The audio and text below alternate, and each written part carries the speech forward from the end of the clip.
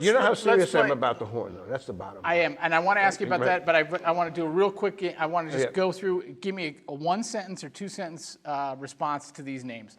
Names that you have an association with, some of them have been influenced, some of you've worked with. Just quick thoughts. You can do that, Dave. Quick thoughts, quick thoughts. Go ahead, David. All right, here we go. Pierre Boulez. I met Pierre Boulez at the Rug concerts at Cooper Union. We were doing chamber music concerts on the high end. I don't know how I got that gig, but then the next thing I knew, I was an available sub for him at the Philharmonic. And he liked me and I liked him. We used to kid each other, jive with each other. I remember playing the Bartok Concerto for orchestra. I'd be playing wrong note. And he said, Mr. Taylor, are you playing E flat or E natural? And I knew it was supposed to be E nat. I said, E flat. And he said, no. I said, yes. But he was right. He had great ears. You know, he was right. Of course. Stokowski did that with me once too. We were playing a Beethoven 9, I think. I was playing F sharp instead of F natural or something like that. Do better, you know, that kind of thing. But I dug him very much, and I even got into little arguments with him sometimes when I thought he was not being the guy who he said he was. You know? Okay. Yeah. Thad Jones. Loved him. You know, he was my first, I would say, real deal, in the field, real jazz band leader. He and Mel Lewis, I don't like to use the word Thad Jones without the word Mel Lewis. He and Mel shaped. It was the first. I remember playing a concert with Thad.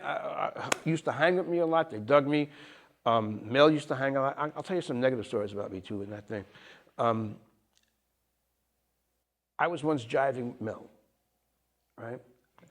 And Ron Carter was there, and he says to Mel, he says, Mel, why are you taking that from him? And Mel said, because he's the best in the business.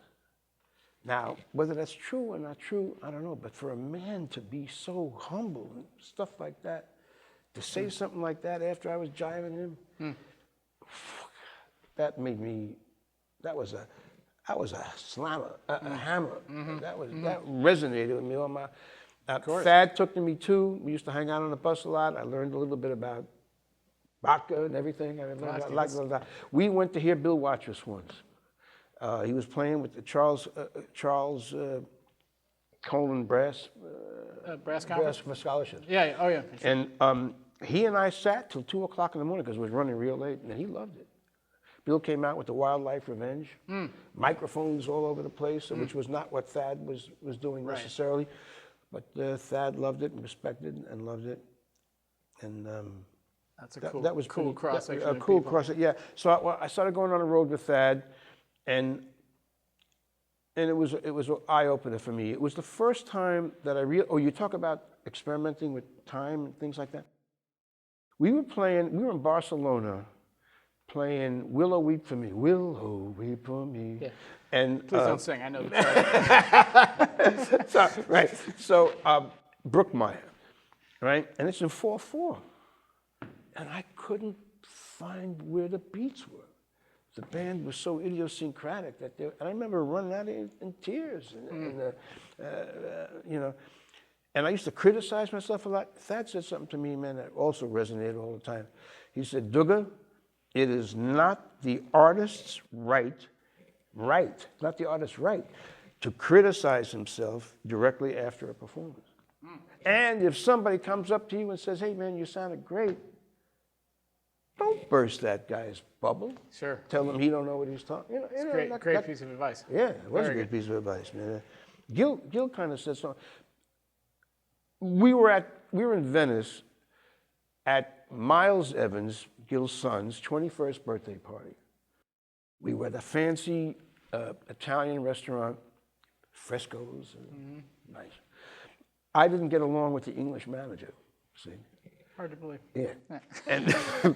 And he accidentally knocked a glass of champagne over, right?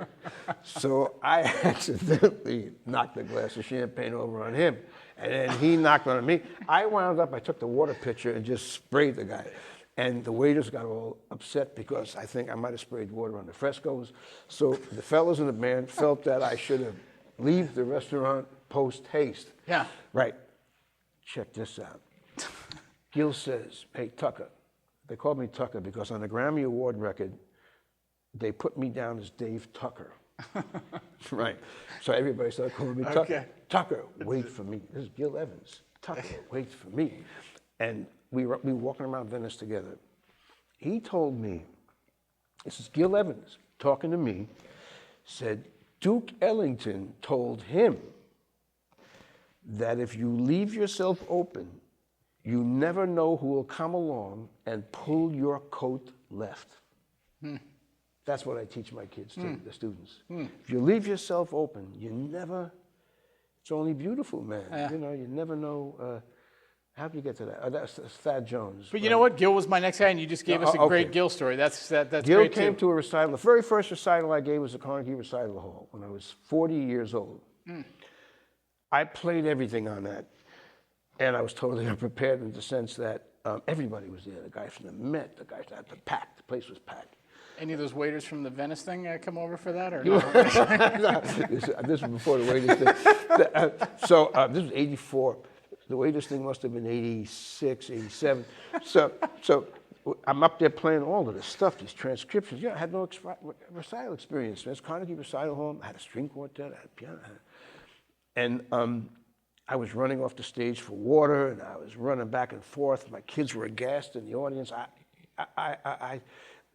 If I didn't remember they were there, I might have stayed off. You know what I mean? But I didn't want to do that in front of my kids. My father and mother told me that my daughter was, what, you know, that kind of thing. I got through the show. The audience went whoosh in standing ovation. It wasn't like, I never believed that. But lately I'm beginning to believe it because what they saw was a guy trying to do the thing, trying to play the music, not this academic perfection, trying to be an artist. I don't know what, trying to make the music, and Gil happened to be there, and he hired me for the orchestra. Wow, that's nice. Yeah, and so that was a wonderful learning experience, man. And everything Gil just walked in, and everybody was like, right. He didn't have to say 2 words. Like I said, he said to me about the Tucker, just give him a signpost. He loved whatever I was doing. Yeah, I mean, I remember the Gil Evans band, you know, and that's great. Let's. I just want to get a couple more names. Let's go over to some famous New York brass players. Okay. Real quick thoughts. Let's focus on 3 of the all-time great trombone players in New York here, tenor trombone players. Gentlemen that you've now recorded many things with, but 2 solo records, and you're in the Pew Taylor projects. Just the second one is just coming out. Yeah, got a good review. Congratulations on that. Great. But anyway, Jim Pugh. Yeah, Jim and I met, I think, on Jocko's band. I didn't know Jim. He was on the road with Woody Herman or something. He came in, and he reminds me of the story. The first time we really started becoming close, one of the fellas didn't want to give him solo space. And I just said, let the kid play. And that's when he and I became friends. And I did that with Larry Farrell too. You know, Larry Farrell? We were on a jingle together. He was subbing, and then the guy who he was subbing for come in, and he said, "What do I do?" I said, "You fill out the form." I met you subbing for Jim Pugh on a gig on a. I don't know if you remember that. I do remember that. Yeah. I couldn't make it. I had to be in Washington or something like that. But I showed up, and what was the question? Oh yeah, Jim. Quick thought on Jim. You've recorded so many great things with him. Love his work. Always gave me so much room. He's phenomenal tenor trombone player, and to me was a phenomenal human being. And we still have a pretty good relationship. I love everything about his work, everything about him. And we got together on the first project, the Pew Taylor project, with Tom Jung and Digital Music Digital Music, something or other, DMP. And I remember, you know how I am pushing my career. And so Tom Jung broke his leg or broke his arm or something, and he couldn't come to New York. So I flew to Minneapolis to his hotel room, it's a hospital room, to push my stuff, you know. And then he finally said, all right, you and Jim maybe, because Jim obviously was pushing stuff too. Right. And we did this project together, and it was terrific. Yeah. I mean, I don't know if it's terrific, but it's a great. I have a copy myself. Yeah, terrific. Everybody comes up telling me about it. It was one of the first CDs ever released. You know, that kind of thing. Then we started the next project 5 or 10 years later, and we just got it out now. We have half of a project already done, I guess, Taylor 3, which will be a year or two. I got so much stuff working. I don't know. Quick thought. Wayne Andre. Wayne Andre was a gentleman to me, wonderful player. Again, he was one of those lead players who wasn't into. He and Irby were very different. Irby Green's another guy. You could probably get Next guy on my list. Right. Absolutely, right. Of course. All right. So I met Irby early on, and Irby liked my work, and he even asked me to do a duo with him on a Creed Taylor project. Creed Taylor, CTI. Creed Taylor. Right. Yeah. And I did. And he really took to me, and he helped me. He knew I played a LeBlanc, a Houghton at that time, so he helped me become a LeBlanc artist. He really believed in me. He even wanted me to buy the barn on his farm. And in Pennsylvania there? Yeah, and in Pennsylvania. But terrific. Wayne was a very different kind of player. Wayne was a more open, more Duke Ellington-y. I mentioned Duke Ellington. You know what I love about Duke Ellington? It's like, to me, it's more like classical chamber music than, let's say, the bassy thing. I mean, the band swings and blah, blah, blah. But there's such an ambiguity in the time at the same time. That it's almost classical in its approach, you know. Wayne had that. And the very first real deal band I played in was Chuck Israel's band with Bill Watrous, Wayne Andre, and Garnett Brown. And I threw myself on the mercy of the court. I was still a Juilliard student at the time. I was really a classical musician. I didn't know anything. I owned up. I said, cats. I didn't say cats. I was too hard. I said, God, help me out. And they did. You know, and then I played the Copacabana with Wayne and Garnett Brown for about a year. Where Copacabana was a great club in New York. You know, Sure, we played all these acts, Billy Eckstine, and Sarah Vaughan, and oh man, it was great. And Wayne was a help to all the young cats that came through town. Yeah, I always found Wayne to be very very helpful. And he was also, in his own way, smart. You know, Irby did all the recordings, but Wayne did all the jingles. You know what that means, sure, right? Yeah, of course. So he was. He was terrific. Real quick, last one of the names, and I know a great friend of yours, one of the all-time New York characters to my mind, and I mean that in a very positive way, Lou Soloff. Lou Soloff.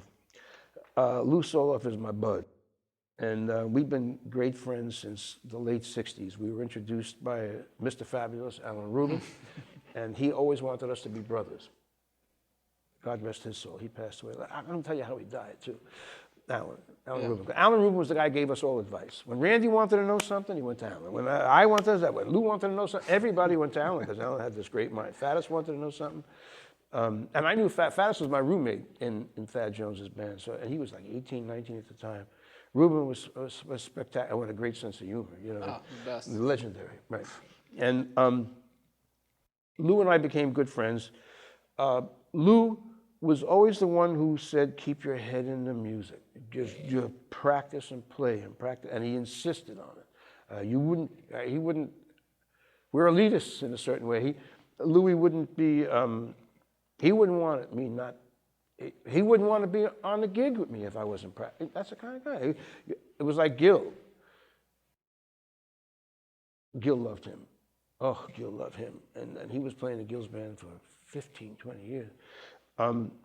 Lou likes playing with me because Lou knows that I think he's the best lead player in the world. Forgive me for that, but he dances. His idol is Snooky Young. Snooky Young, man, the way Snooky Young would dance over a band. And Lou, that's what he does, which lines up with the way I play, kind of. You know what I'm saying? That's another thing with Schneider. There's a reason Schneider loves to play duo with me, because we treat rhythm as if it's a child's playground. Now here again, that's a classical declamatory style, so maybe it's a little more lenient than going over a rhythm section. I don't know.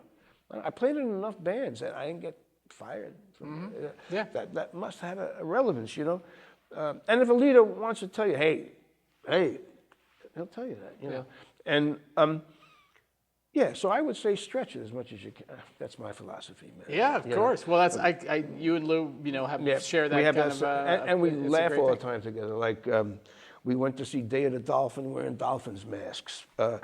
We went to the Unknown Comedian wearing bags over our heads. We went to see Tower Inferno, where my daughter at that time was 3 or 4 months old, and I got a phone call. We had to rush out to to help her with a cold, so we didn't see how the movie ended. You know, it's that we pal around, and John Faddis and Lou and I were really tight on the road.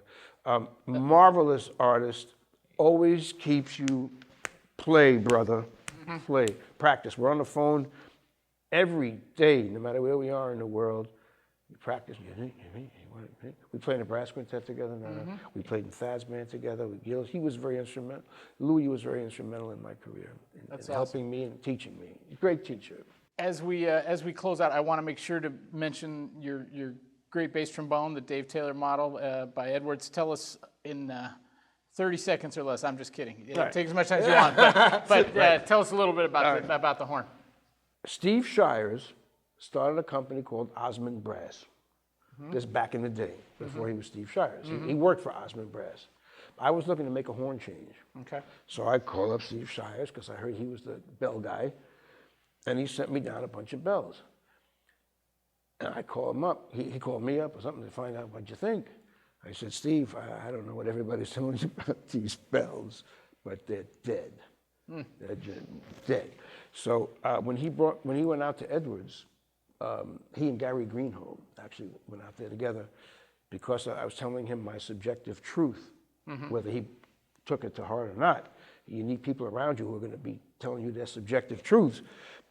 He brought me out to the company. You met me right around there because I was going nuts with horns. They gave me an inline setup. I didn't care for that. They said, don't worry about it. We'll make it whatever you want. I said, I want a dependent setup. You know what? Should I tell what that is? I think most of our viewers know. Yeah, right. Know what that is. And then I had straight slides with the dependent setup. I played light bells. I know a lot of guys like playing heavy bells. I like playing light bells. Maybe that's another reason I'm still playing the trombone. You know? These guys are playing these horns. Even the young ones, they can't hold the horns up, man. I play dual bore slides. Okay. And mouthpieces are moderate in size. I play a lot of different mouthpieces.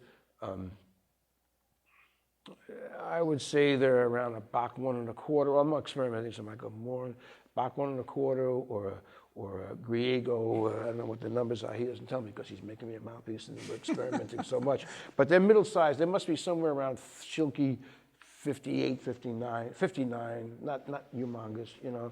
On one of my setups, I have two different horns. I have sterling silver, nickel silver slides with a little lighter bell than that, so I do use a big mouth. You know, it's all about balance, right? You have a heavy bell, so you have a light slide. You have a heavy slide, you have a light, balance. Sure. And yeah.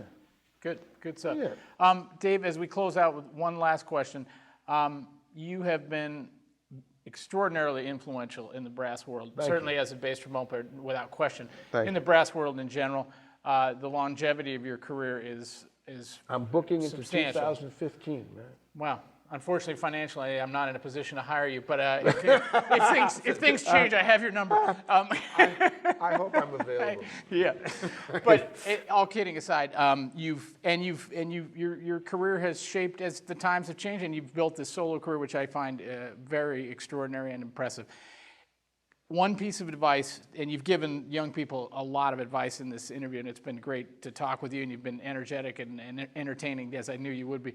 That doesn't mean silly, right? No, not at all. Right. No silliness at all. Right, okay, man. If you were to sum up one piece of advice you would give young people coming into music now, if you could capsulize it down to that, what would be your one piece of advice? I wrote two articles for the ITA Journal. One was called Risk, and one was called Be There.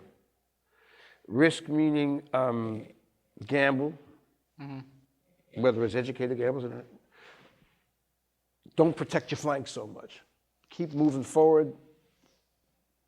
Think about your flanks, but keep going forward. And Be There is